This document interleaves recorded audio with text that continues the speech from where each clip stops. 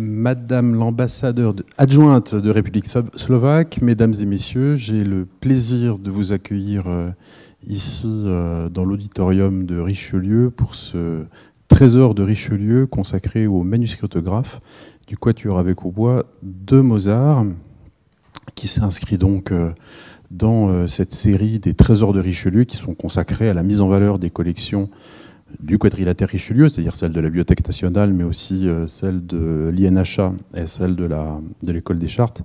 Et vous savez, pour ceux qui sont maintenant des fidèles de ces trésors consacrés aux collections musicales, que nous nous appliquons depuis quelques années à avoir pour les collections musicales une formule un peu particulière qui est celle du dialogue entre un conservateur de la maison et des interprètes, et que ces interprètes, à la fin de la conférence-concert, donnent la pièce en intégralité. Et c'est donc ainsi que vous avez pu entendre le Quatuor pour la fin du temps de Messiaen, ou la Sonate Arpeggione de Schubert, ou la Sonata Appassionata de Beethoven, tous ces manuscrits incroyables qui sont conservés à Paris. Et le manuscrit du Quatuor avec hautbois fait partie de ces chefs-d'œuvre conservés à Paris, et bientôt vous saurez pourquoi.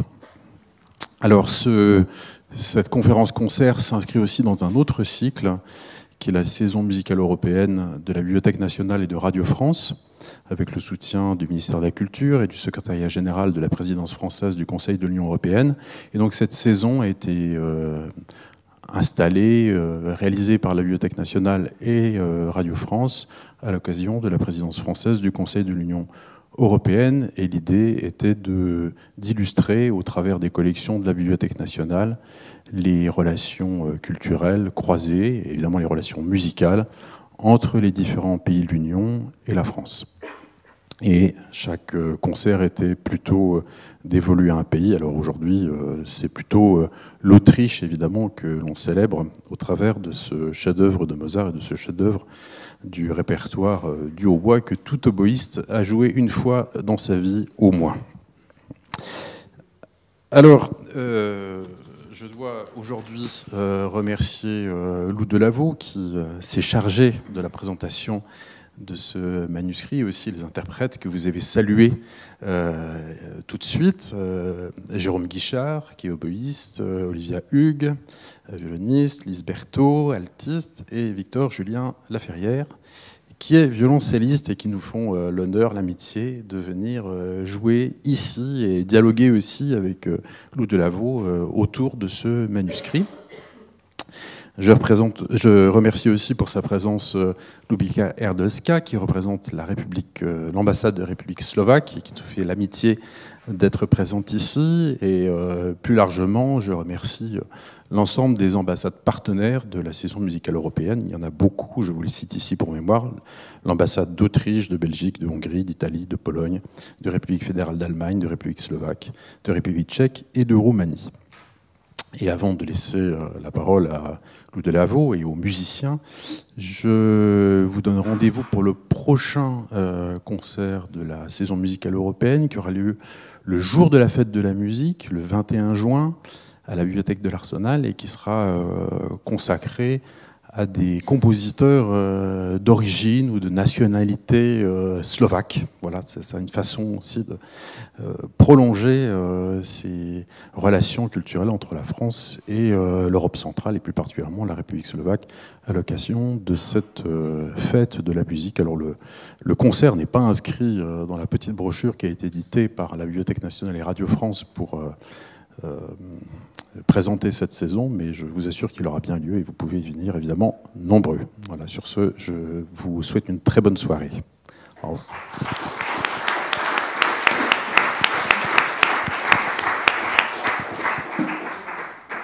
Alors, bonsoir à toutes et tous, j'espère qu'on m'entend bien, sinon je vous laisse hurler depuis le fond de la salle. Donc, merci beaucoup d'être avec nous ce soir, donc que vous soyez dans la salle, nombreux, et en ligne via Facebook. Donc, je m'appelle Lou Delaveau, je suis conservatrice des bibliothèques, chargée de collection musicale au département donc, de la musique de la BNF. Et ce soir, donc, je vous parle d'un manuscrit autographe de Mozart, donc conservé au département de la musique, qui vient d'ailleurs d'emménager dans ces nouveaux locaux du quadrilatère Richelieu. Donc, il s'agit, comme vous le voyez, du MS 230, donc le MS du Quatuor avec hautbois de Mozart. Donc peut-être qu'une partie d'entre vous, cher public, a précisément choisi d'assister à ce trésor de Richelieu-ci parce que vous vouliez en apprendre un petit peu plus sur Mozart, qui est une figure à la fois proche de nous et en même temps auréolée du sentiment du mythique, entre guillemets, parce que tout le monde connaît Mozart. Mozart, c'est bien évidemment un compositeur qui appartient à une culture savante, mais un personnage qui fait aussi partie d'une forme de culture populaire, de culture générale commune, si l'on pense par exemple à ses représentations dans un film tel que Amadeus, et même plus proche de nous, d'objets culturels comme Mozart, l'opéra rock. Donc le contrat de cette conférence, c'est d'appréhender les coulisses de l'élaboration d'une œuvre à travers l'étude d'un document patrimonial que vous allez voir sous la caméra en direct. Et donc je remercie vraiment bien sincèrement ma collègue Émilie Caftan, qui est aussi chargée de collection musicale au département de la musique, et qui ce soir va m'épauler en faisant ma petite main, parce que les conservateurs aussi ont besoin qu'on tourne les pages. Et donc je voulais vous prévenir, pas d'inquiétude, hein. On m'entend mal? Ouais. Est-ce que si vous faites bien de me le dire, est-ce que c'est mieux comme ça? Moi-même, j'entends que c'est mieux. Merci beaucoup, madame. Donc, je voulais vous dire, je remerciais ma collègue Émilie Caftan, donc chargée de collection au département de la musique également. Et donc, ne soyez pas étonnés si vous voyez que Émilie tourne les feuillets du document à main nue, et non pas avec des gants, comme on voit parfois à la télévision. C'est bien, en fait, à main nue, propre et sèche, c'est la meilleure manière de tourner les feuillets d'un document patrimonial, parce que, en fait, les gants assurent une moins bonne préhension des feuillets. Et en fait, sur les gants aussi, on peut avoir des proliférations de bactéries. Donc, voilà, soyez rassurés, Mozart est entre de bonnes mains. Et donc, surtout, ce soir, nous allons parler interprétation, parce que je vais échanger, vous le voyez, avec 4 musiciens exceptionnels qui me font l'honneur donc, de dialoguer avec moi. Donc, Mathias Sauclair, directeur du département de la musique, les a déjà présentés. Mais on va refaire un petit tour de table et ils pourront dire quelques mots s'ils le souhaitent. Voilà, donc on commence par Jérôme, qui attrape donc un micro qui a été laissé à son attention. Bonsoir à tous, j'espère que vous m'entendez bien. Je suis ravi et très honoré d'être ici ce soir pour ce partage entre vrais musiciens et puis ce patrimoine, ce manuscrit qui est là et qu'on a l'honneur et le plaisir d'avoir ici. En tout cas, en tant qu'oboïste, j'avoue, c'est toujours un moment très émouvant. On y reviendra peut-être après. Donc moi, je suis oboïste, je suis originaire de Nancy, et bon, après tout le cursus habituel par le Conservatoire de Paris, je suis devenu hautbois solo de l'Orchestre national de Lyon il y a une vingtaine d'années. Je viens de quitter d'ailleurs maintenant, et je suis actuellement professeur au CNSM, Conservatoire national supérieur de musique et de danse de Lyon, ainsi qu'au CRR Pôle supérieur de Paris. Donc voilà, un nouveau tournant un petit peu qui se dirige un petit peu plus vers la transmission et l'enseignement. Et donc voilà, je vais laisser la parole peut-être à Olivia. Bonsoir à tous. Comme vous pouvez le voir, je suis violoniste. Pour faire court, donc après 13 ans de quatuor à cordes, j'ai voulu faire plus de l'orchestre. Donc je me retrouve maintenant violon solo de l'Orchestre de chambre de Paris. Et puis je m'occupe parallèlement d'un festival de musique de chambre, le festival d'Entrecasteaux, fin août dans le Var. Donc si vous ne savez pas quoi faire en fin août, vous me rejoindre. Voilà. Bonsoir. Alors moi aussi, après un parcours classique, CNR de Lyon, avec Olivia notamment, il y a plus de 25 ans, même 35 ans, 30 ans, Conservatoire de Paris. Puis aujourd'hui, j'ai une activité musicale très variée entre l'enseignement, musique de chambre, solo. Voilà, je m'épanouis comme ça. Je pense qu'on a déjà assez souvent joué, Olivia et moi, Lise et moi encore plus souvent peut-être. Et puis c'est la première fois que j'ai le bonheur de jouer avec Jérôme. J'ai étudié au CNSM de Paris comme vous deux, toi aussi, hein, c'est ça. Et voilà, je suis pas attaché ni à un quatuor à cordes, ni à un ensemble en particulier. Et je joue un peu du répertoire de musique de chambre comme du répertoire solo avec grand bonheur. Et je dirige un petit peu. Merci beaucoup. Alors, l'idée, c'est vraiment qu'on va échanger aussi. Donc, je ferai une présentation du manuscrit, de l'œuvre, mais il y aura vraiment des moments de dialogue pour que ça soit un petit peu interactif. Et j'attaque tout de suite en vous demandant si pour vous, c'est inédit, en fait, en tant que musicien, de croiser une conférence et un concert. Enfin, pour nous, à la BNF, mais comme le disait Mathias, c'est vraiment un format qui permet de donner à entendre des collections, parce que la plupart du temps, les manifestations jouent beaucoup sur le visuel et sur l'iconographie. Donc il y a un vrai défi, en fait, en termes de médiation du patrimoine, de réussir à mettre en valeur l'objet musical. Est-ce que pour vous, c'est la première fois ? Oui, moi j'avoue que c'est la première fois, enfin je pense pour nous quatre, et comme je le disais tout à l'heure, c'est un plaisir, en tout cas pour moi c'est évident, et en fait c'est un projet qui a un peu mûri suite à une rencontre, enfin pas une rencontre d'ailleurs, ce sont des retrouvailles avec ce cher Mathias Auclair, parce que nous nous connaissons depuis de nombreuses années, depuis une époque du Conservatoire de Nancy. Et j'avoue que quand nous sommes retrouvés avec grand bonheur, on a échangé sur les collections, bien évidemment, qui sont d'une richesse incroyable à Paris, et notamment à Richelieu. Et donc, bien évidemment, il m'a tout de suite proposé de voir quelques-uns des trésors de cette collection, dont ce quatuor. Aussi le bonheur, parce que c'est l'un de mes opéras préférés, le bonheur de tenir dans mes mains le manuscrit de Don Giovanni. Je ne sais pas si ça vous parle, mais en tout cas, moi, c'est quand même, pour moi, l'apothéose du théâtre en musique. Enfin, pour beaucoup de raisons, c'est une œuvre qui me tient à cœur. Donc voilà, donc l'idée après a un petit peu mûri, a germé avec Mathias, et on s'est retrouvés autour de ce projet depuis plus d'1 an, et on en voit maintenant la finalité. Mais en tout cas, j'ai des collègues qui ont déjà participé à ça, comme Emmanuel Bertrand, Pierre Moyel. Et du point de vue en fait, du quatuor, est-ce que vous, en tant qu'oboïste, vous entretenez un rapport affectif plus particulier avec cette œuvre-ci ? Oui, tout à fait, parce que le hautbois, à l'époque classique, bien évidemment, a connu un rayonnement magnifique, surtout à l'époque baroque, bien évidemment. Et à l'époque classique, en fait, on a eu de très très belles œuvres, mais il y a eu aussi l'avènement d'un instrument qui nous a un petit peu supplanté pour beaucoup de raisons historiques et aussi organologiques, qui est la clarinette. Et on a, nous, quand même, 2 ou 3 chefs-d'œuvre de ce Mozart, comme disait Lou tout à l'heure, qu'on chérit de toute façon, parce que c'est quand même un compositeur extraordinaire, avec toute la part d'aura, de mystique, de tout ce qu'on peut lui accorder. Et nous, on a ce quatuor qui est vraiment un original pour nous. On a un concerto pour hautbois aussi, qui a été repris plus tard par la flûte. On a un quintet magnifique, dont Mozart, un quintet avec vent et piano, dont Mozart disait que c'était l'un de ses chefs-d'œuvre, mais en tout cas, ce quatuor, c'est un vrai petit bijou. Et à bien des égards, je pense que les oboïstes, je ne veux pas tromper le sentiment général chez les oboïstes, mais en tout cas, on a un véritable affect pour ce quatuor, peut-être plus même que pour le concerto, qui lui est un petit peu plus, disons, académique, en tout cas traditionnel dans sa conception. Ce quatuor, c'est de la musique de chambre, c'est un petit format, mais je trouve qu'il amène toute la richesse de ce qu'on peut trouver dans l'écriture de Mozart. Et alors du coup, je vais commencer par vous présenter en fait la manière dont le document est rentré en fait dans les collections du département de la musique. Donc, je vais demander à la caméra de faire un focus sur le premier feuillet du manuscrit. Voilà, super.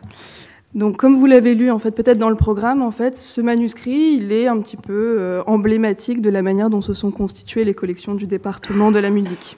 Donc, l'indice qui nous parle en fait de l'entrée de ce document dans les collections de la BNF, c'est un petit cachet rouge, c'est l'estampille du legs Charles Malherbe que Émilie vous montre, que l'on reconnaît avec une clé de sol. Alors, qui était Charles Malherbe, me direz-vous ? Donc, c'était un musicologue, un compositeur et un bibliothécaire ou archiviste de l'Opéra de Paris. Il est né en 1853, il est mort en 1911 et je vous montre sa photo, si on peut revenir à la slide, s'il vous plaît. À mon diaporama. Sinon, super. Donc, c'était un grand collectionneur de manuscrits musicaux, d'archives, de lettres, etc.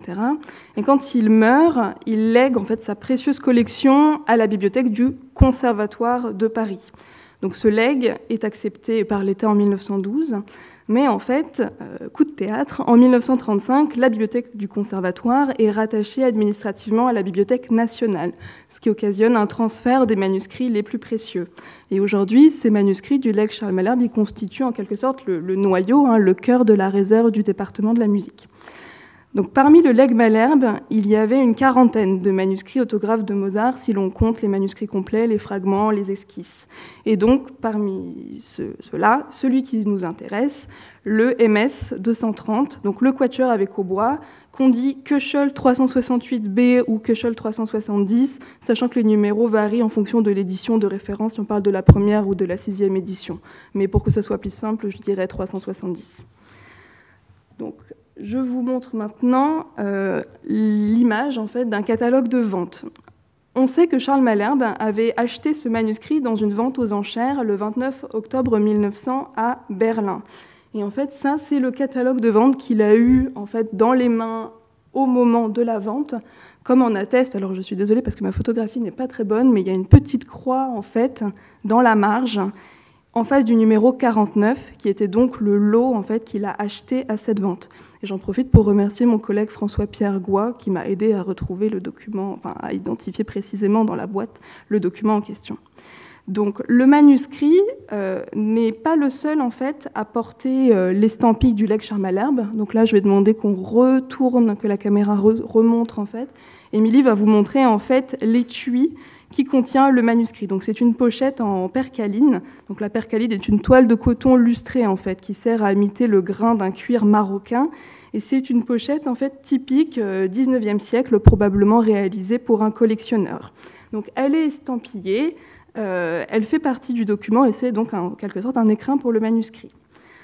En effet, le 19e siècle voit en fait l'émergence d'une forme de Mozartmania, entre guillemets, c'est-à-dire un véritable culte envers le compositeur, qui s'accompagne d'une reconnaissance de la préciosité des mains, d'une expertise paléographique, et oui, donc une reconnaissance de la préciosité même de manuscrits qui ne seraient pas au propre, c'est-à-dire de fragments, de brouillons, d'esquisses de travail, etc. Et donc dans une lettre qui va s'afficher à l'écran, voilà, super.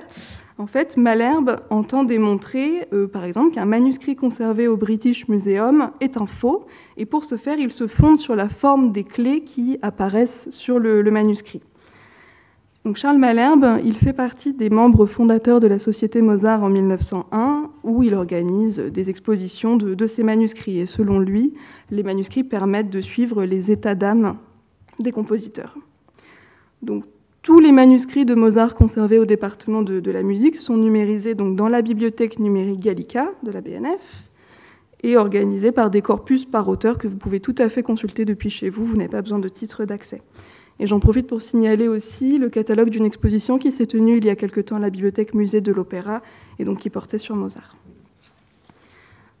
Donc, je vais maintenant vous présenter la structure en fait, de ce manuscrit et ça sera aussi le moment de vous présenter un petit peu l'œuvre. Est-ce que ça va bien en termes de son? Ça a l'air d'aller, super. Parce que ça serait dommage quand même. Donc on est en présence d'un manuscrit donc, complet qui en fait rassemble toutes les parties instrumentales. Et à partir de ce manuscrit étaient ultérieurement effectuées des copies en fait, manuscrites de chaque partie instrumentale à destination des musiciens qui jouaient les différentes parties. Donc on ne jouait pas directement depuis le document que vous avez devant les yeux. Donc, il se présente, est-ce que la caméra peut nous montrer la structure? Alors, il se compose de 4 bifeuillets, c'est-à-dire un ensemble de 2 feuillets, qui ont été rassemblés par une ficelle dont on voit le reste au verso du premier feuillet. Donc, Émilie vous montre. Donc, l'ensemble de ces différents bifeuillets porte un filigrane. Donc, un filigrane, c'est la marque de provenance, en fait, la marque de fabrication de la feuille de papier. Tout le filigrane est identique pour les 4 bifeuillets et on sait que c'était un papier allemand parce que le filigrane est similaire à celui qui s'affiche juste à l'écran, si c'est possible. On a un filigrane qui ressemble à peu près à celui qui s'affiche. Voilà. Sur le manuscrit, donc des traces, si on peut revenir au manuscrit maintenant, les traces en quadrillé en fait, qui sont discernables, voilà que Émilie vous montre, en fait, pourraient indiquer que pendant un temps, le manuscrit a fait partie d'une liasse de documents qui était ficelée avec une ficelle grasse qui aurait pu laisser ce type de traces. Donc, une personne qui n'était pas Mozart avait préparé en fait, les feuillets avant l'écriture de la musique. Donc, le manuscrit a été réglé à 12 portées, donc c'est réglé à la main, ce n'est pas des portées imprimées. Et on constate d'ailleurs que l'encre a bavé donc entre les lignes, là, que c'est ce que Émilie vous montre. L'instrumentation, donc là que l'on voit très bien, donc, et les clés ne sont pas de la main de Mozart, ce qui est d'ailleurs raccord avec le petit schéma de la lettre de Charles Malherbe qui se réaffiche. Donc en fait, là, quand Mozart trace ses clés pour la période qui nous intéresse, on est à la deuxième clé de sol. Donc sur la droite, la première clé de sol, et la clé de fa en forme d'escargot, donc la première. Et en fait, si l'on compare sur le manuscrit entre le feuillet du premier mouvement et, par exemple, le feuillet du rondeau, on voit que la forme est différente, et donc c'est Mozart qui a tracé l'instrumentation et les clés pour le rondeau, mais pas pour le premier mouvement. C'est-à-dire que en fait, le manuscrit avait été préparé. Voilà, et donc tout ça pour dire qu'il y a différentes mains en fait, qui sont intervenues sur ce manuscrit, notamment sur ce premier feuillet, mais j'y reviendrai plus en détail quand je vous parlerai de l'histoire éditoriale de ce manuscrit. Je vais juste vous demander de retenir que le manuscrit n'est pas signé, même si on a le nom de Mozart qui apparaît en fait dans le coin. Ce n'est pas une signature. Et de même, Munich, le lieu de composition et 1781 ne sont pas non plus de la main de Mozart, mais ont été ajoutés par une autre main. Donc pour maintenant vous introduire un petit peu l'œuvre, donc c'est une œuvre composée de 3 mouvements. Le premier est un allegro binaire en fa majeur. Donc il épouse une forme sonate qui est organisée en 3 étapes. On a une exposition qui va du début jusqu'à la barre de mesure. Donc c'est au feuillet 2, en fait, au milieu, on a une barre de mesure. Donc une exposition avec 2 thèmes contrastés. Cette exposition est suivie d'un développement et ensuite d'une réexposition. Alors est-ce que les musiciens pourraient nous faire entendre un petit extrait pour que le public comprenne de quoi on parle ?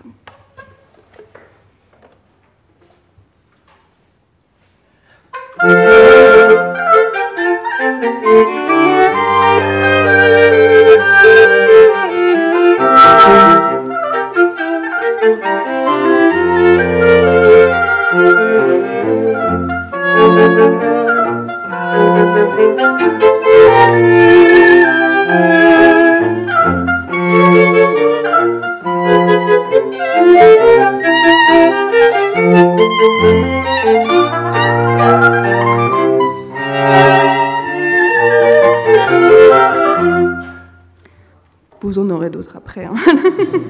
Donc le deuxième mouvement maintenant est un adagio. Donc Émilie va vous montrer le début. Donc, un adagio, donc toujours binaire, très court, hein, seulement 37 mesures, qui en termes d'atmosphère est beaucoup plus sombre, beaucoup plus introspectif, en ré mineur, qui est la gamme relative de fa majeur. Et c'est une tonalité en fait traditionnellement considérée comme triste, grave, tragique, en accord avec la symbolique de l'éthos des modes qui confère aux tonalités des pouvoirs affectifs en fait sur la personne qui écoute. Donc, par exemple, le fameux Requiem de Mozart, qui est créé en fait, 10 ans après cette pièce, est en ré mineur. Et donc, en fait, cet adagio-ci, il est particulièrement lyrique. Il est construit sur des modulations, des tensions expressives qui jouent sur le chromatisme. Et donc, on va écouter le début.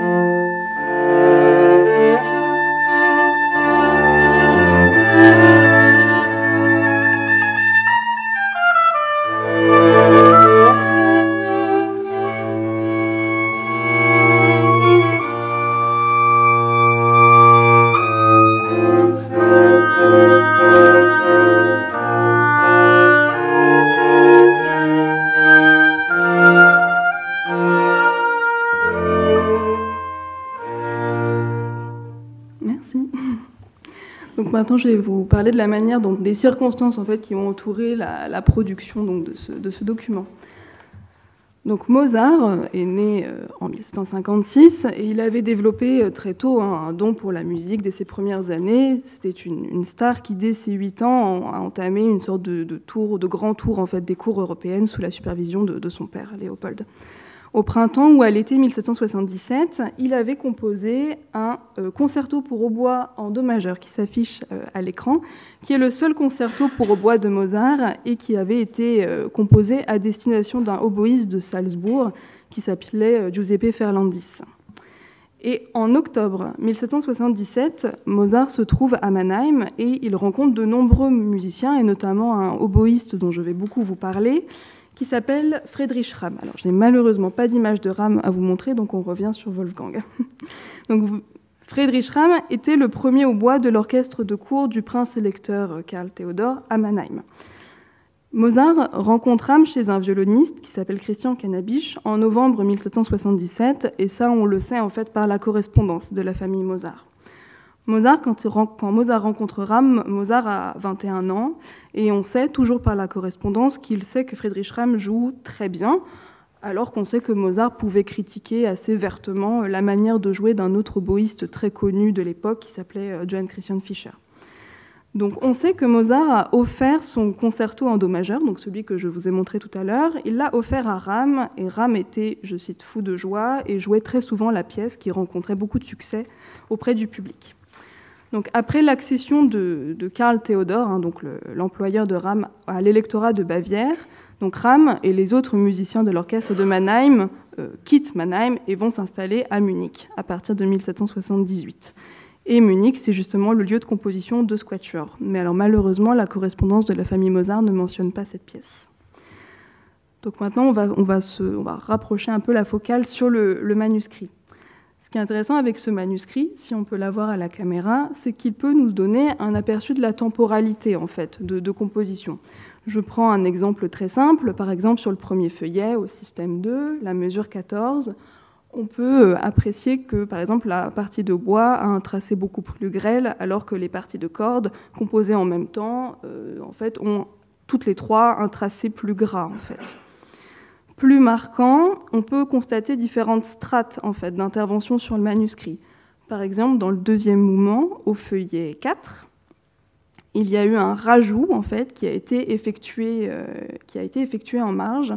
Donc, c'est un conduit, en fait, vers la cadence, qui a été ajouté. Originellement, on passait en fait directement des mesures 27 à 32, et ensuite on a 28, 29, 30, 31 qui ont été rajoutés dans la marge. Et ce rajout, en fait, il doit se lire avec un système de renvoi. On a un oui-D, donc voir, hein, séparé, oui-D. Et donc Émilie vous montre comment il faut suivre. Et après, on finit le système et on revient au début pour terminer. Je vous affiche à l'écran la manière dont ça se présente sur une édition contemporaine. Est-ce que c'est possible que les musiciens nous jouent en fait l'état originel, donc cette première strate où on passe directement 26, 27, 32, puis 26, 27, 28, 29, 30, 31, 32, s'il vous plaît. 26, 27, 32.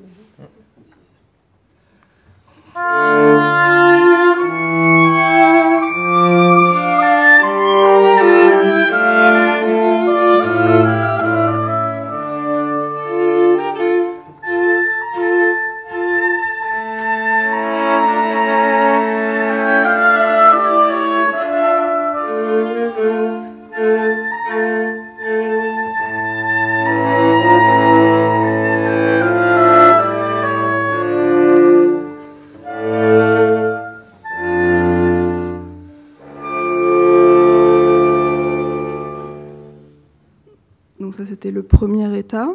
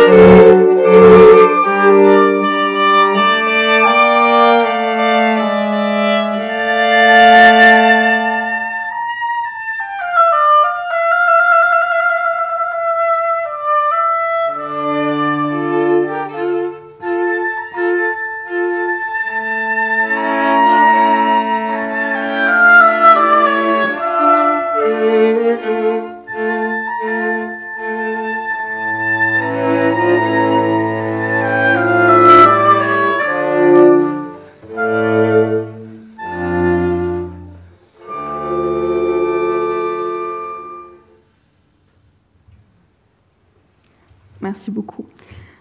Donc ce qu'on peut voir ce rajout dans la marge et à d'autres endroits, c'est que le manuscrit, en fait, il a été composé assez rapidement, en fait.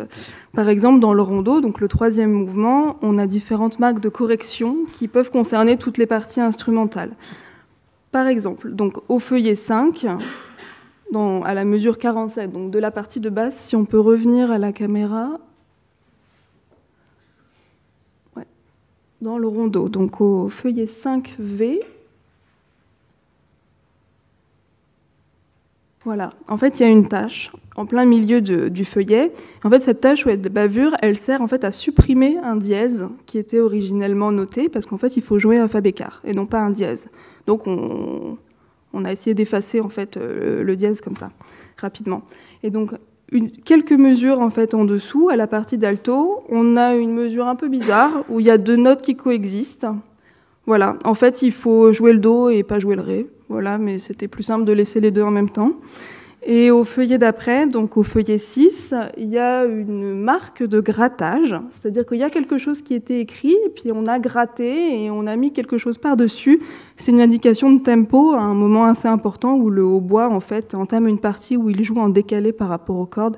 Il joue en binaire, alors que les cordes continuent à jouer en ternaire. Aussi très marquant sur ce même feuillet, c'est qu'en fait, on a l'impression, si on dézoome la caméra, qu'il y a des gros trous. Alors, c'est pas qu'il y a des manques, c'est en fait des ellipses. Et en fait, ça se comprend en fait à cause de la structure du rondo. Le rondo, c'est une forme qui joue sur la répétition d'un refrain. Donc, je vous affiche là à l'écran, super, le plan en fait de ce rondo qui est un rondo sonate en 6 parties. A, c'est un refrain, donc qui revient 3 fois, comme on le voit, et B et C, des couplets, et ça finit sur un couplet avec qui ressemble à B, mais c'est pas exactement le même. Donc, sur le manuscrit, si on peut maintenant revenir au manuscrit, on a un refrain qui commence donc au début, ça commence par le refrain à mesure 1 à 22. Voilà. Après, il se poursuit. Et en fait, quand on passe au couplet, on a des gammes virtuoses, des ornements, etc. Et le retour au refrain, en fait, qui intervient sur le feuillet 6R, il est indiqué en allemand. Et en fait, c'est en allemand, et ça dit qu'en fait, qu'il faut jouer comme au début. C'est juste que Mozart n'a pas pris le temps ni la peine de réécrire toutes les notes. Il n'y avait pas besoin parce qu'il fallait jouer comme au début. Et ce qui est intéressant, c'est de voir que la mesure juste avant, la mesure 64, il y a écrit 64. C'est un petit repère. Après Artaud 64, on joue comme au début. Voilà. Et là, on voit bien sur l'écran voilà, la petite inscription en allemand qui dit qu'il faut jouer comme au début. Alors, Mozart, il écrit les notes quand même, dans cette partie un peu elliptique. Il écrit les notes quand il y a des petites variations de la partie de hautbois ou quand le hautbois a des silences et que c'est le violon qui mène la danse. Comme ça, on n'est pas tout à fait perdu. Et après, le système est cohérent. C'est-à-dire que quand le refrain revient une 3e fois, au feuillet suivant, on a le même système d'ellipse avec des gros trous. Donc, on joue pareil, toujours. Voilà. Ce qui est aussi intéressant en fait, avec ce quatuor, c'est de noter des échos en fait, d'autres œuvres de Mozart. Et il y a notamment une étude assez intéressante à mener sur le rapport entre le hautbois et le chant. En effet, en janvier 1780, qui est la période de composition de ce quatuor, avait lieu la première représentation à Munich de l'opéra Seria en 3 actes, Idomeneo Re di Creta, qui était une commande passée à Mozart par ce fameux prince électeur de Bavière dont je vous ai déjà parlé, Karl Theodor. Et on sait, toujours par la correspondance, que Ramm, donc Friedrich Ramm, le hautboïste dont je vous ai parlé, avait fait à Mozart un retour très enthousiaste sur une aria de cet opéra. Et quelques années auparavant, en 1778-79, Mozart avait composé pour la cantatrice Aloysia Weber, dont il était amoureux, un air qui s'appelle Popoli di Thessalia. Et en fait, c'est une pièce qui sert à mettre en valeur la voix de la soprane qui monte très très haut. Et dans cette pièce, en fait, la partie de hautbois est très importante et le hautbois atteint une note très aiguë. Ah, zut! Alors non, c'est pas ça ce que je voulais vous montrer. Ah, je suis en train de revenir vers... Voilà. En fait, le hautbois atteint en fait une note très très haute qui est le ré après le contrut. Donc là, le ré que vous voyez affiché sur la portée à l'écran. Et en fait, on franchit une nouvelle étape en fait avec ce quatuor dans l'exploration du registre aigu parce que le hautbois du quatuor, il monte pas jusqu'au ré, il monte jusqu'au fa. qui est en fait une note à l'époque très haute et assez atypique. Mais je vais y revenir quand je vais vous parler de la facture du hautbois. Donc certains passages de ce quatuor en fait semblent faire écho à ces recherches en fait sur l'art lyrique.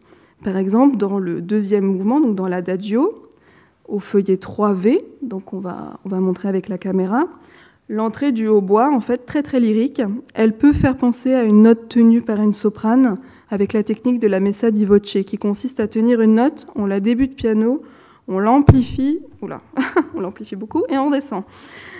Et donc, en revanche, on voit sur le manuscrit qu'il n'y a pas d'indication de nuance, donc c'est laissé à la liberté des interprètes.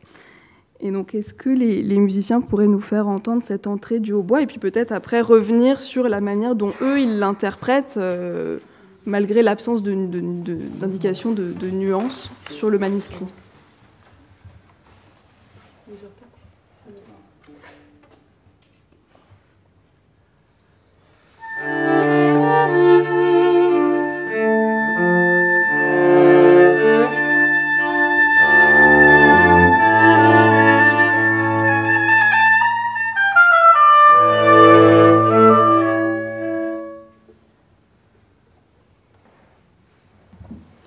Et alors, Jérôme, généralement, cette note, vous la jouez de manière... Est-ce que vous la débutez piano, justement, et comment vous...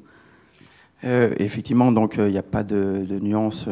Moi, j'ai une édition Bärenreiter qui propose un piano. C'est un petit peu ce qui se fait d'usage. Le La n'est pas forcément une note trop difficile, même depuis l'ère baroque. Bon, après, il y a le hautbois connu. Je pense qu'on en reparlera après. Quand on parlera de la facture de l'instrument même. Mais c'est pas une note qui est forcément très compliquée, parce que Bach l'a déjà usité avant dans certaines cantates, voire même plus haut dans l'oratorio de Pâques, par exemple. Ça commence par un si aigu. Enfin bon, donc c'est assez disons, usuel. En revanche, ce qui l'est moins, forcément, c'est la durée de la note. Et c'est un principe qu'il utilise déjà aussi dans le concerto, qui est un principe, comme Lou disait tout à l'heure, un principe très vocal, et qui certainement amène une forme de démonstration. En tout cas, il y a un côté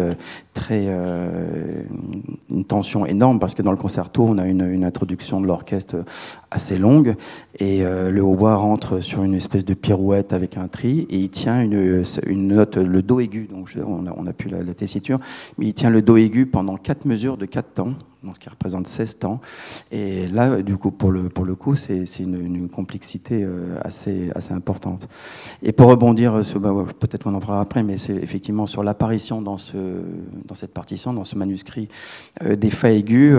Il y a plusieurs hypothèses, effectivement, mais je pense que Ram, le dédicataire donc, de l'œuvre, était quelqu'un de très fort, parce que on sent que, comme il l'a fait plus tard avec Stadler, Mozart est tout à fait à l'aise pour écrire ce qu'il veut, des pirouettes, de la virtuosité, des choses un petit peu qui devaient être très compliquées à l'époque, mais en tout cas que Ram apparemment lui arrivait à maîtriser. Oui, on va en reparler.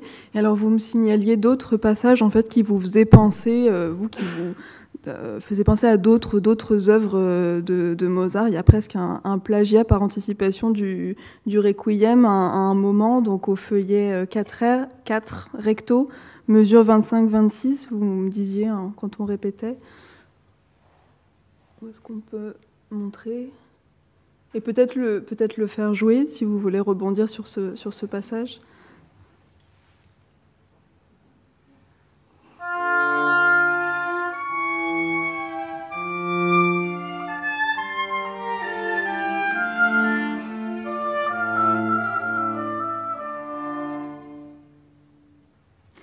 Merci.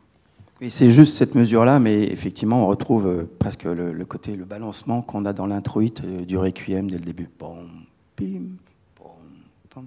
Alors voilà, je ne sais pas si c'est un emprunt. En tout cas, ce qui est intéressant, c'est de noter aussi que la tonalité de ce mouvement, de cet adagio, qui est vraiment enserré, qui a vraiment un écrin entre deux mouvements très rapides, et ce mouvement-là est dans la même tonalité que le Requiem, Ré mineur. Donc, je viens de souligner l'importance du registre aigu dans cette pièce qui est le quatuor. Et donc, j'ai besoin en fait, de vous retracer un peu l'histoire de la facture du hautbois pour vous prouver que cette pièce, en fait, elle requiert pour l'interprète de l'époque un véritable tour de force, mais c'est aussi une pièce qui permet à Friedrich Schramm de faire la démonstration de son talent. Donc, en fait, si on peut revenir à mon diaporama, le hautbois, c'est une évolution d'un instrument médiéval qui était la chalemie. Donc là, je vous montre une image d'un instrument du XVIIIe siècle conservé au musée de la musique de la Philharmonie de Paris. Donc la chalemie, c'est un instrument qui tenait tout d'un bloc, qui avait un son assez explosif. On n'écrivait pas en fait de pièces pour chalemie soliste. Et à partir du XVIIe siècle, la France apparaît comme une forme de laboratoire du hautbois. L'instrument gagne en importance, notamment à la cour de France, et il subit plusieurs transformations et améliorations qui en fait lui permettent de s'insérer, parce qu'il a un son plus aimable, entre guillemets, il s'insère dans un ensemble instrumental orchestral. Le registre s'étend aussi avec de nouvelles octaves recouvertes, et on passe d'un instrument solidaire, comme était la chalemie, à un instrument en plusieurs parties. Et on passe aussi dans une phase d'expérimentation. Donc il y a deux noms importants à retenir. Le nom d'une famille de facteurs et de musiciens français, les Hautes-Terres, et le célèbre compositeur Lully, en fait, qui ménage une place au hautbois dans l'opéra. Donc la tessiture du hautbois, elle le rapproche de la voix humaine, et donc de sorte qu'on peut facilement lui composer des traits ou des airs chantants, donc des arias, ce qui boucle avec ce que je vous disais tout à l'heure sur la recherche lyrique pour l'instrument. Et on apprécie alors dans le hautbois le caractère joyeux, pastoral, qui peut être doux, mais qui est aussi utile pour évoquer l'univers militaire, comme ça sera avec la clarinette après.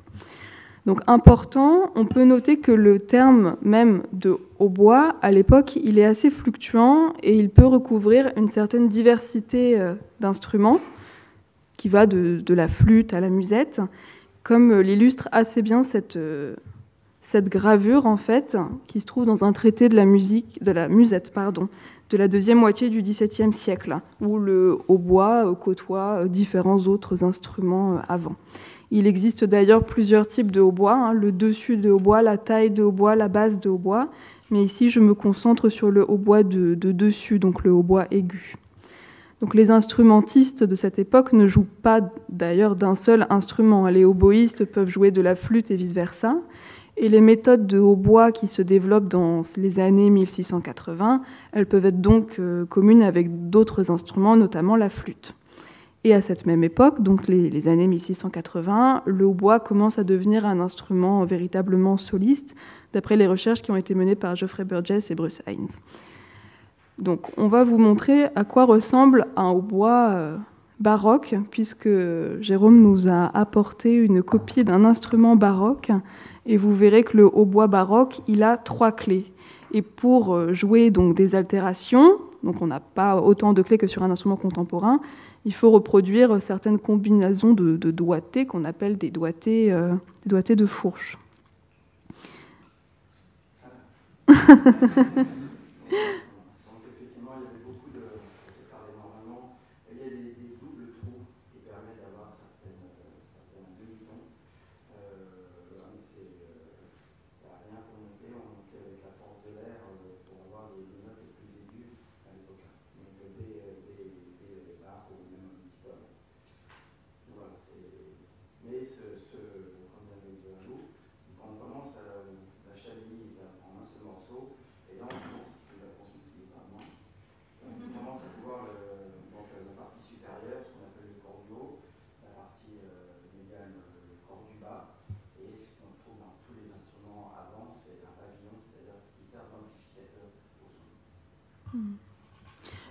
Et donc à l'embouchure, il y a un travail avec l'anche, en fait, qui est le petit roseau qui est assez flexible et qui permet d'ajuster la note, parce qu'en fait, à cette époque, on fait encore la distinction entre les dièses et les bémols, c'est-à-dire qu'un sol dièse et un la bémol, c'est 2 notes différentes. Et on sélectionne avec le travail à l'anche. Et la gamme de fa majeur, qui a donc une altération à la clé, un si bémol, elle fait partie des tonalités privilégiées pour la composition, parce que les tonalités en fait, qui ont plus de 2 altérations à l'armure, en fait, ça complique beaucoup en fait, les doigtés à faire. Le XVIIIe siècle, maintenant, c'est vrai, est considéré en fait comme l'âge d'or du hautbois. En termes de répertoire, on a la forme du quatuor pour hautbois, violon, alto, violoncelle, qui apparaît dans les années 1750, qui prend de l'essor à partir des années 1770. C'est un genre qui remplace en fait la sonate pour hautbois comme genre de musique de chambre de prédilection pour mettre en valeur l'instrument. Et donc on dénombre environ 170 pièces quatuor pour hautbois, violon, alto, violoncelle entre le milieu et la fin du XVIIIe siècle. Donc Mozart en fait a écrit peu de quatuors pour instruments avant, et les quatuors pour flûte qui avaient été composés pour un Hollandais, donc c'était des œuvres de commande, pour un Hollandais qui s'appelait Ferdinand de Jean. On sait que ce n'étaient pas des pièces qui déchaînaient entre guillemets l'enthousiasme de Mozart, parce que Mozart indique dans sa correspondance qu'il ne pouvait pas tolérer la flûte. En termes de nomenclature, le XVIIIe siècle, c'est aussi un siècle qui voit en fait la fixation de la terminologie en fait, que l'on note sur les partitions.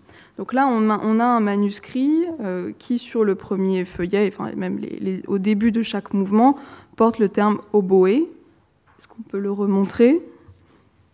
Qui est tiré en fait de l'italien. Et donc, d'après les recherches menées dans la bibliographie, c'est un terme qui se fixe entre les années 1770-1790.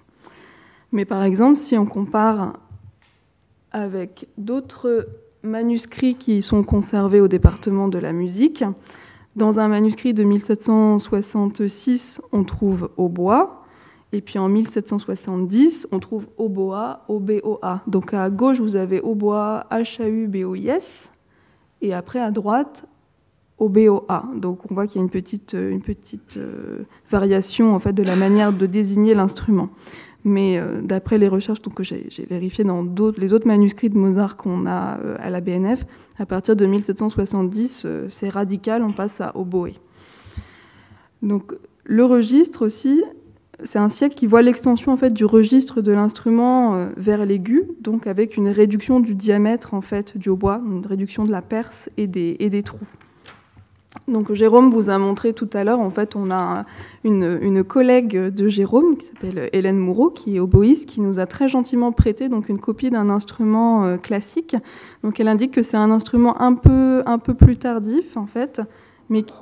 C'est ça, voilà.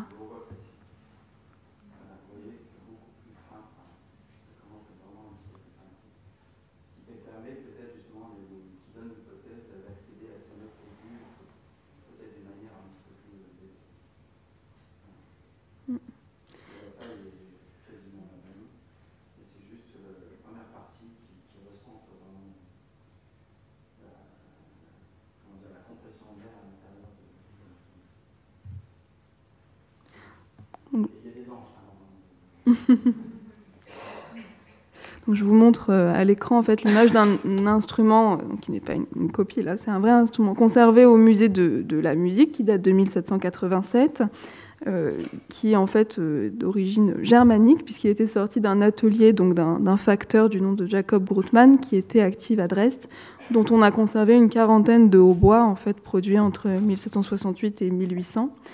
Et donc en fait la plupart du temps, donc les hautbois classiques n'ont que 2 clés, mais sur les instruments qu'on conserve aujourd'hui, parfois il y en a davantage, parce qu'il y a eu des rajouts de clés qui ont pu être postérieurs, parce que le 19e siècle voit après une mécanisation de l'instrument, et parfois des clés ont été rajoutées en fait sur des instruments anciens.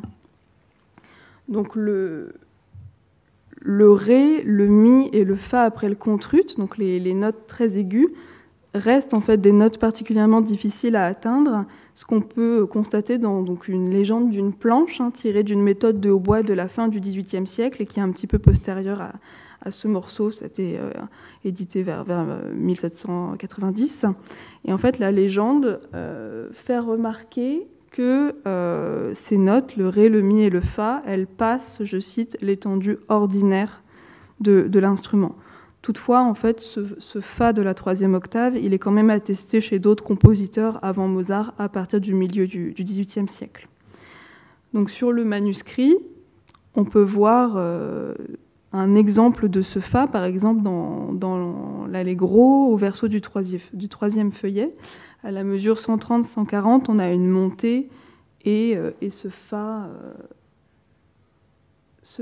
aigu. Voilà, c'est ça. Donc c'était une note particulièrement virtuose. Et il y a un autre passage du quatuor en fait, qui est très virtuose. C'est un passage en fait, qui occasionne une espèce de choc parce qu'on est dans un décalage de rythme. On l'a un petit peu vu tout à l'heure, c'était le moment du grattage que je vous ai montré au feuillet 6. C'est un moment où le oboïste se met tout seul, entre guillemets, à jouer en binaire alors que les cordes poursuivent en ternaire. Et c'est assez intéressant de noter que donc, dans le Don Giovanni, composé 6 ans plus tard, on a aussi un passage de décalage un petit peu similaire dans une scène de bal où on a 3 petits groupes instrumentaux sur scène qui jouent des danses différentes dont les mesures se superposent. Donc, comme le disait Jérôme, c'est un manuscrit qui est également conservé au département de la musique. Donc, est-ce qu'on pourrait avoir une illustration sonore de ce passage ? Peut-être les cordes jouer d'abord en fait le passage en ternaire, puis le hautbois tout seul et après superposé pour qu'on voit ce que ça donne.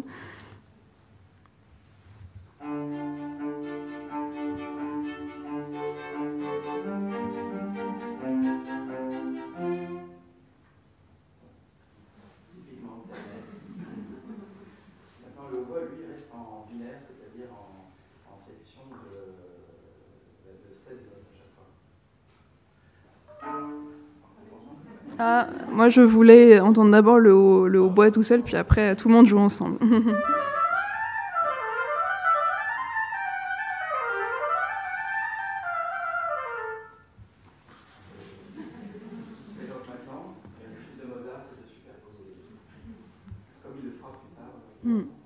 Oui, c'est ça, dans le Don Giovanni, ouais.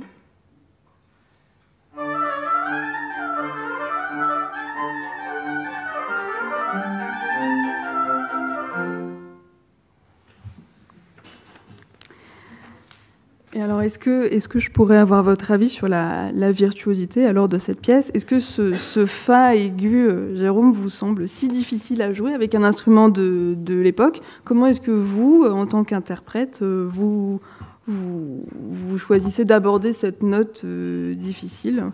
Est-ce que vous pouvez revenir sur la virtuosité de la pièce ? Eh bien, en fait, la question qui peut se poser au niveau de l'interprétation, c'est probablement la nuance dans laquelle on essaie de faire cette note. J'avoue que maintenant, avec les instruments modernes qu'on a, on a une évolution qui a été très importante, c'est ce qu'on appelle les clés d'octave. Donc, en fait, c'est pour monter au-dessus de la première octave. On a déjà une clé ici, ensuite on en a une pour la deuxième octave, et en faire, même pour, à partir du fa, du mi ou du fa, une clé pour la troisième octave. Donc, ce qui fait que nous, on se pose un petit peu moins la question si on a envie de jouer piano, si on a envie de jouer fort, ce qui est possible aussi. On peut tout à fait. Je pense que, mais bon, j'en avais parlé aussi avec Hélène Moureau, qui est plus spécialiste des instruments anciens et qui les pratique régulièrement. Vu ce que je vous disais tout à l'heure au niveau de la conception de la perce du hautbois classique, pour elle, ça paraît pas impossible quand même d'accéder à une nuance relativement piano. Ce qui est évident, en tout cas, c'est que ça demande un contrôle de l'air qui est certainement plus périlleux que celui qu'on a maintenant et qui est quand même normalement plus confortable. Ceci dit, on verra tout à l'heure aussi. Oui, juste pour terminer, et sur l'aspect effectivement virtuosité, il y a un petit côté dans certains passages, l'utilisation du staccato très perlé, ce petit passage qu'on vient de vous jouer et d'autres sections effectivement qui sont quand même d'une grande virtuosité bien évidemment pour l'instrumentiste de l'époque. Mais il faut savoir aussi que par exemple Vivaldi a fait un concerto en ut majeur quand même presque 150 ans avant et d'une virtuosité époustouflante aussi, mais dans une tonalité probablement plus simple aussi. Donc il y a toujours la convergence en fait d'un compositeur et puis d'instrumentiste qui réussissent à développer une forme de virtuosité ou des possibilités de l'instrument qui immédiatement influencent les compositeurs. Ce que je précise, c'est peut-être pas évident pour tout le monde, mais c'est très différent de jouer d'un hautbois contemporain et d'un hautbois baroque ou classique. Alors je voulais aussi me tourner vers les cordes. Olivia a apporté un archet pour illustrer la différence. Et je voulais demander de manière générale un retour sur qu'est-ce que ça change en fait de jouer d'un instrument ancien? Alors déjà, je vais vous présenter les deux archets. À l'époque de Squatior, en fait, il y a encore des instrumentistes, des violonistes, des altistes qui jouaient des archets baroques, c'est-à-dire des archets plus courts, plus légers, et qui avaient cette forme d'arc. Et à partir de l'époque de Mozart, on appelle l'archet classique, c'est un archet évolutif. En fait, il n'y a pas de modèle standard de l'archet de l'époque de Mozart, parce que ce sont des expériences pour rendre l'archet plus solide. Et donc la courbe s'inverse, c'est-à-dire qu'au lieu d'avoir un archet en arc comme ça, on a un archet qui est incurvé. Donc vous voyez, on a déjà cette forme qu'on aura sur l'archet moderne qui est là. Mais donc par rapport à l'archet moderne, donc ce qui diffère, c'est que bon, c'est déjà les matériaux. On n'a pas du tout de métal dans l'archet évolutif, donc classique. Là, c'est sur le mien, c'est une copie de Mauchamp exactement de cette période-là.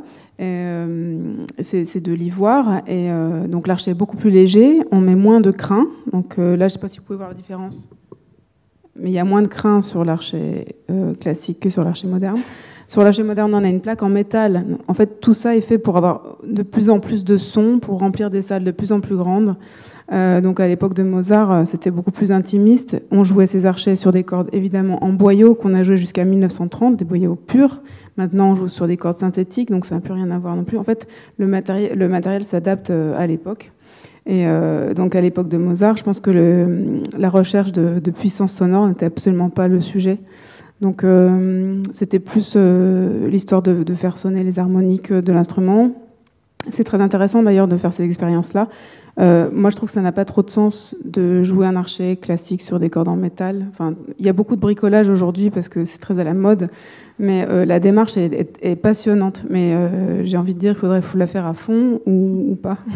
Donc là, ce soir, je trouvais que ça n'avait pas trop de sens de jouer juste l'archet classique sur des cordes en métal avec un hautbois moderne. Donc voilà, mais en tout cas, vous pouvez voir un petit peu, je ne sais pas si vous voyez bien de là où vous êtes, mais voilà, c'est deux types d'archets. Super, merci beaucoup. Alors une petite question pour Victor, mais la question n'est peut-être pas très pertinente. En fait, on voit que sur le manuscrit, en fait, l'instrumentation, en fait, on a le terme basso, en fait, pour la partie de violoncelle. Et vu que j'ai dit tout à l'heure que en fait, on pouvait avoir une certaine variété en fait d'instruments, je voulais demander à Victor s'il y avait des indices qui pointeraient vraiment sur une interprétation par un violoncelle plutôt qu'un autre instrument. Mais peut-être qu'il n'y a pas d'indice. Il n'y a pas vraiment d'indice, je pense. Ça paraît tout à fait compatible aussi avec une contrebasse, peut-être.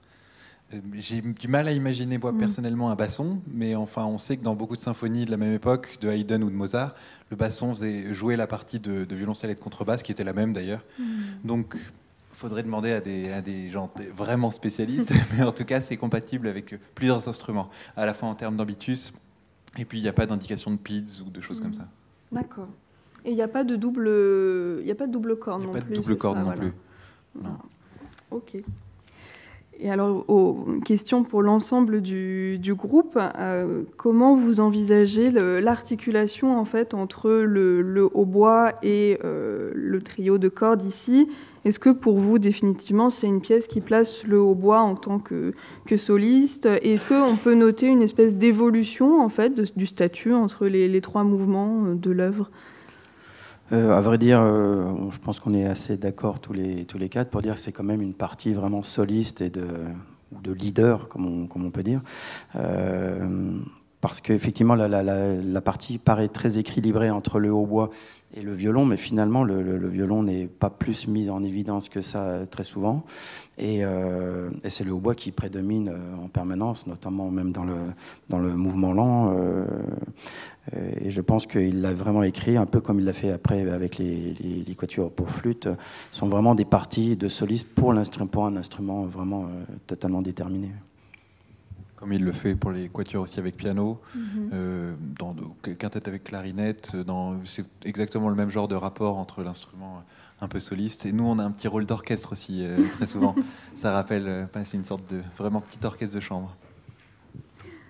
Ok. Donc, je vais reprendre l'histoire en fait du document en vous parlant maintenant de la réception de la pièce et puis de son histoire éditoriale. Donc, je veux bien qu'on revienne sur mon PowerPoint, s'il vous plaît. Merci.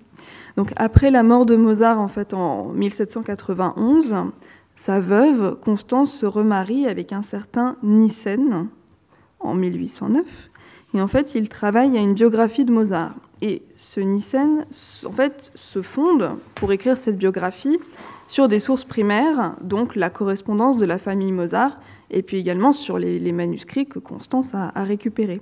Et il intervient sur ces manuscrits, et cette intervention est marquée, en fait, par des petites notes. Donc, j'ai fait remarquer tout à l'heure que le rondo, en fait, il avait eu une existence en fait, séparée des deux premiers mouvements. Enfin, est-ce qu'on peut remontrer sur le manuscrit ? En fait, le rondo, il a débuté sur un bifeuillet en fait nouveau, ce qui fait que le verso du feuillet qui vient juste avant, le feuillet 4, est resté vierge. Donc Mozart a débuté son rondo sur un nouveau bifeuillet. Et ce nouveau bifeuillet, il est numéroté 16, en fait, au coin. Alors que les deux premiers mouvements, l'allegro et l'adagio, ils ont été écrits dans une continuité, en fait, sur un même ensemble de bifeuillets qui a été numéroté numéro 19. Et cette numérotation, en fait, elle est de la main de Nissen et elle atteste, en fait, d'un classement antérieur des feuillets. Donc, j'ai dit tout à l'heure que le manuscrit n'était pas signé, mais on a diverses notes en allemand, en fait, qui sont de la main de Nissen, qui rappellent et qui même martèlent de manière très répétitive que nous sommes en face d'un manuscrit de Mozart plusieurs fois. Donc Émilie vous montre, c'est dans la marge, c'est partout, en fait, c'est pour dire attention, manuscrit de Mozart. Et c'est probablement en fait dans l'optique donc d'une vente. Donc ça atteste qu'en fait on a bien conscience qu'il s'agit d'un document précieux. Voilà. Et donc j'ai parlé d'une vente. En fait, en effet, ce manuscrit il fait partie d'un ensemble de 270 manuscrits qui est vendu en 1799 par Constance Mozart-Nissen à un éditeur et compositeur qui s'appelle Johann Anton André. Et en fait, on retrouve sur ce premier feuillet la trace en fait, du passage de ce manuscrit entre les mains de spécialistes et d'éditeurs, notamment avec des numéros de catalogue. Donc on voit par exemple 173, en tout petit, qui est en fait la numérotation d'un catalogue manuscrit tenu par Johann Anton André, donc l'éditeur libraire. Et on a une copie de ce catalogue qui est conservé à la British Library. Et ce catalogue apporte la précision que le manuscrit en fait, aurait été composé en janvier 1781, alors que sur le manuscrit en lui-même, on n'a que la date 1781 sans le mois. On voit aussi sur le premier feuillet 255, qui est la numérotation du catalogue imprimé de André, et 223, qui est... Alors... Voilà, donc 255, c'était la numérotation d'un catalogue imprimé, et dans la marge, 223, donc qui est le catalogue d'un autre catalogue manuscrit par un musicologue du 19e siècle qui s'appelle Glessner. Donc maintenant, pour ce qui concerne les éditions, la première édition de ce quatuor, elle paraît en 1800, donc à la librairie André. Et là, si on peut afficher mon diaporama. Donc là, vous voyez en fait le cartouche de la première édition de 1800. Et en fait, la librairie musicale André, donc, qui imprime et commercialise cette partition, est en fait intéressante parce qu'elle développe à Offenbach un procédé d'impression en fait très innovant pour l'époque, qui est l'impression lithographique, qui avait été inventée par Alois Senefelder en fait peu de temps avant. Donc là, c'est un cartouche en fait. Gravé en fait et imprimé de manière classique, mais maintenant je vous montre en fait les parties séparées, elles sont imprimées à la pierre lithographique, donc c'est un processus d'impression à plat en fait qui joue sur la répulsion de l'eau et de l'encre, enfin, et de l'huile en fait. Ce quatuor, il est réédité vers 1824. Et je vous montre la partie de violon, et on apprend donc qu'on a désormais un quatuor pour hautbois ou flûte ou hautbois, ça permet de diversifier un peu la cible commerciale. Et la partie de violoncelle, qui était écrite donc basso sur le manuscrit, est précisée comme étant une partie donc, de violoncelle. Et en fait, il y a des choix éditoriaux qui sont faits. Et en effet, quand on est confronté en tant qu'éditeur à un manuscrit autographe, on doit forcément effectuer des choix parce que l'écriture n'est pas totalement lisible. Par exemple, distinguer des points, des tirets, des liaisons.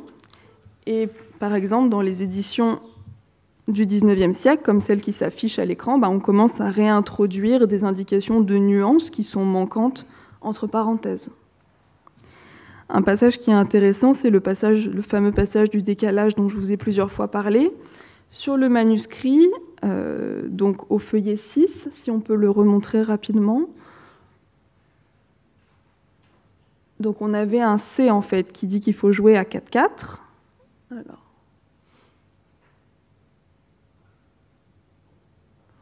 Voilà.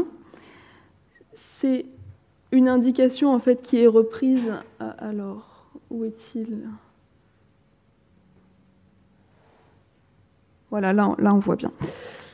Donc c'est une indication qui est reprise donc, dans l'édition de 1800, dans l'édition de 1824, mais en fait dans l'édition, si on peut revenir à mon diaporama, dans une édition contemporaine, donc l'éditeur fait le choix en fait de passer ce passage avec un C barré, donc on joue à 2-2. Alors je voulais demander l'avis des musiciens, est-ce que c'est plus logique, pratique, de jouer ce passage à 2-2 pour le public? Est-ce que ça change quelque chose ou pas du tout?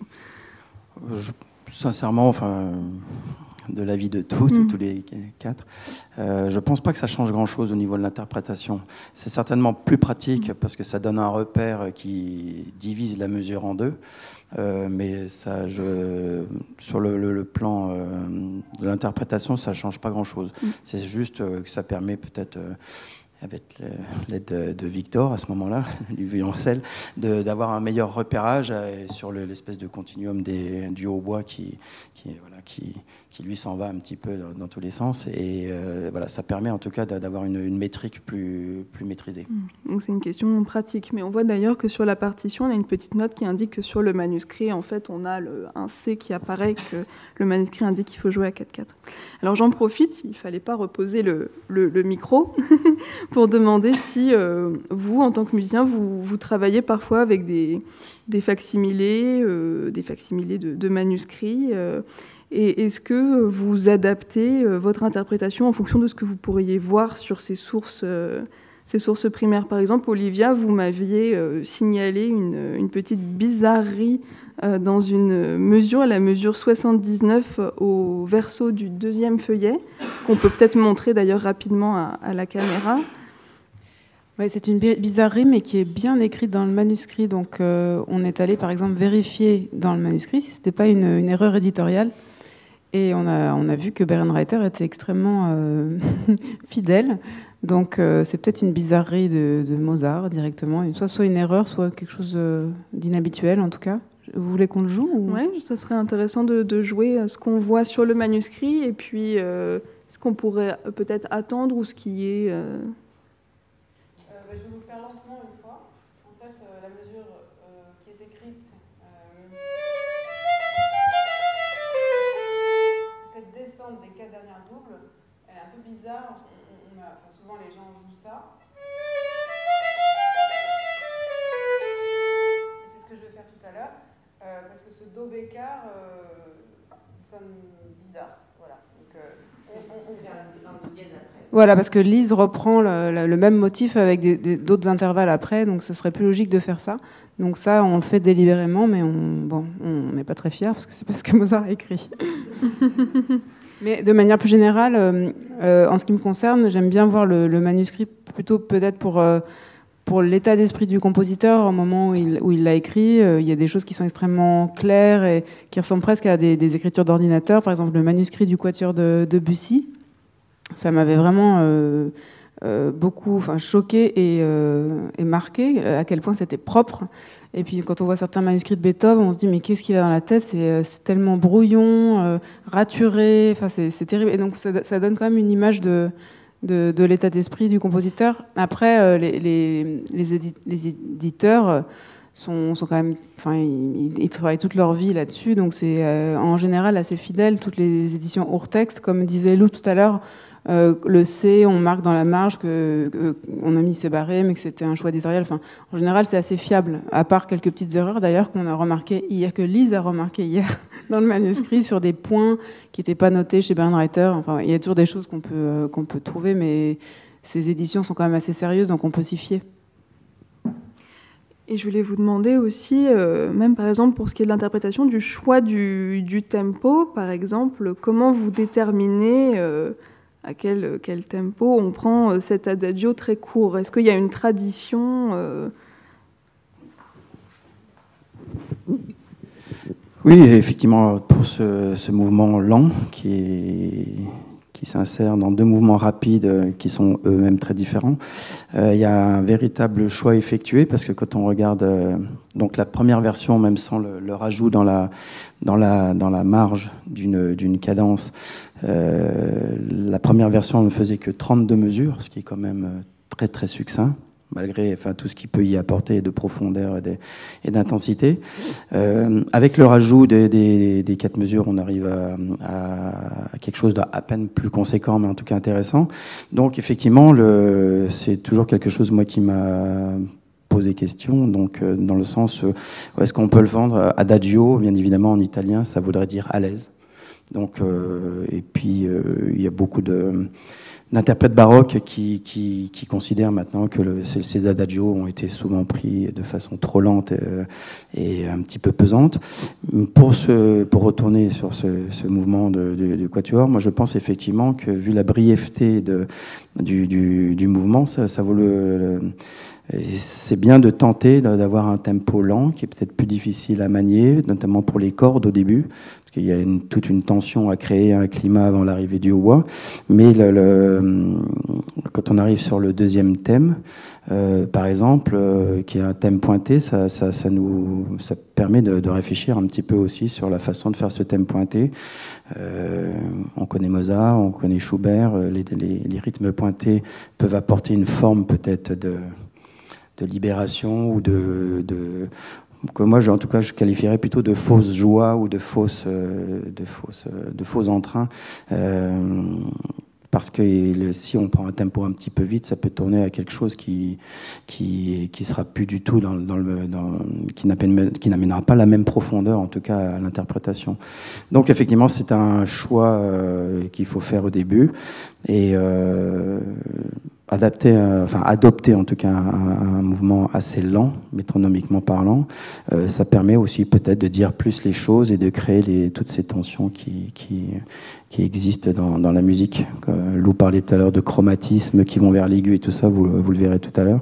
C'est vrai que c'est assez intense. Et vous m'aviez signalé aussi une anecdote que j'avais trouvée assez amusante, c'est que pendant un temps, il était d'usage que certains oboïstes ne jouent pas en fait ce qui était dans la marge, pour indiquer qu'ils avaient vu le manuscrit et qu'on jouait la première strate. Oui, c'est ça. C'est-à-dire quand on a eu accès finalement à ce manuscrit, je dirais qu'il y a peut-être une dizaine, quinzaine d'années, il y a eu une petite coquetterie chez les oboïstes. Je ne nommerai pas mes professeurs, mais ils en ont été les premiers à essayer de refaire, de rejouer ce mouvement lent, sans l'ajout des mesures que vous avez vues dans la marge et donc sans l'accès à la cadence. Et effectivement, la question se pose pour cette cadence qui a été rajoutée. Est-ce que c'est Mozart qui l'a voulu? Est-ce que c'est une demande du oboïste Ram qui a dit bon, le mouvement peut-être est trop court et ça serait bien que aussi je puisse m'exprimer moi à l'intérieur. Ça, voilà, la question reste posée. Mais en tout cas, il y a eu cette petite coquetterie pendant quelques années. Maintenant, je pense que c'est quand même très intéressant de le jouer tel quel. Donc en forme de conclusion, je voulais revenir sur la réception contemporaine de l'œuvre.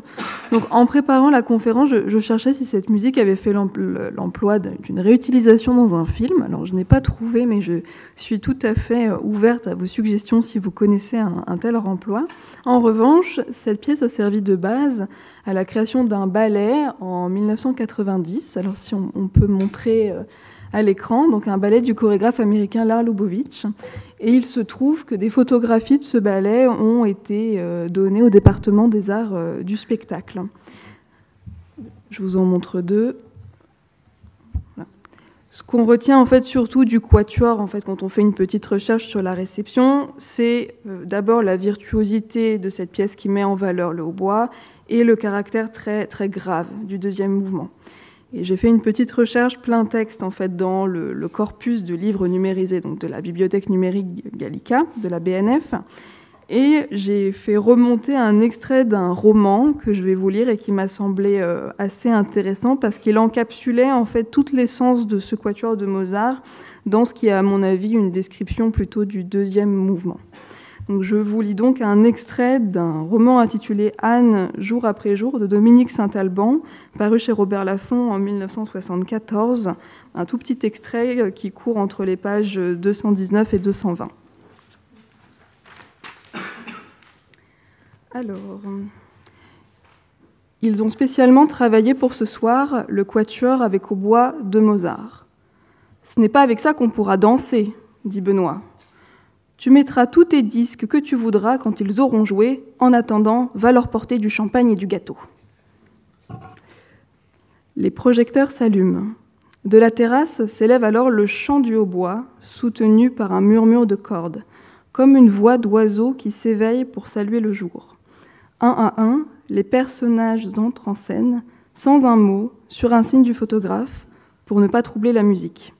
Ils se regardent, se sourient, se tournent les uns vers les autres, improvisent par jeu les figures d'un ballet rythmé par le déclic feutré de l'appareil. Ils finissent par se grouper autour de Madame Gallard, assise dans son fauteuil d'osier, souveraine de cette nuit de fête, et restent immobiles, suspendus au dernier soupir du hautbois, comme un long fil d'or enroulé sur lui-même. Donc je vous propose maintenant d'écouter le long fil d'or du hautbois et de passer à la musique.